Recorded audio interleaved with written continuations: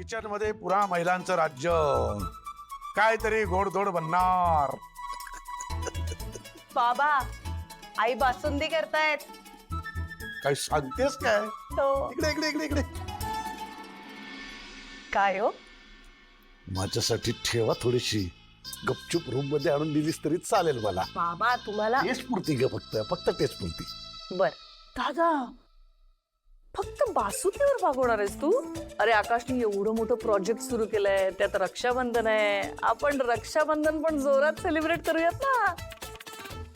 मला काय वाटतं अवनी, तू तुझं स्पेशल मुगाचा शिरा कर ना, आणि गुलाबजाम, चमचम असं काहीतरी कर, आणि माझ्या आवडीचं पण काहीतरी कर. हा, तुम्ही म्हणाल तसं.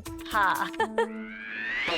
अरे बापरे, हे काय मनू, तुला काय झालं तोंड वाकडं करायला? तुला काय तुझ्या आवडीचं वेगळं करून हवंय का? काही नकोय मला. काय झालं काय एवढं चिडायला? मी यावेळेला चिनूला राखी नाही बांधणार. का? आम्ही शाळेत राखी बांधून गेलो की सगळे आम्हाला चिडवतात. काय काय काय चिडवतात? म्हणतात की बहिणी बहिणी असून पण एकमेकींना राखी कसे काय बांधतात. अत्तीच्या एवढंच ना. मग काय झालं? आपण नाही लक्ष द्यायचं, चिडवू दे. नाही, मी ऐकणार नाही.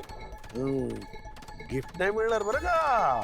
किती पण मोठं गिफ्ट मिळू दे तरी पण मी नाही ऐकणार. अगो बाई माझी, काही टेन्शन घेऊ नको. हे बघ, तुम्ही एकमेकींना राखी बांधायचं हे शेवटचं रक्षाबंधन. म्हणजे पुढच्या वर्षी रक्षाबंधनाला तुम्हाला एक छोटासा भाऊ असणार आहे.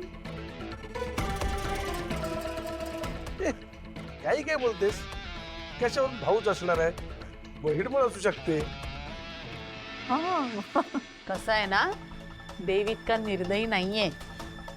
माझी नातवाची हाऊस तो बघतोय उघड्या डोळ्यांनी, तो ऐकणार आहे माझं. याला काय अर्थ आहे? काय बोलते तो ऐकतोय. हा, देव आणि मी बघून घेऊ ना. घ्या तुम्ही बासुंदी ट्राय करा. चक्क बासुंदी मला? खुश आहे मी. वहिनी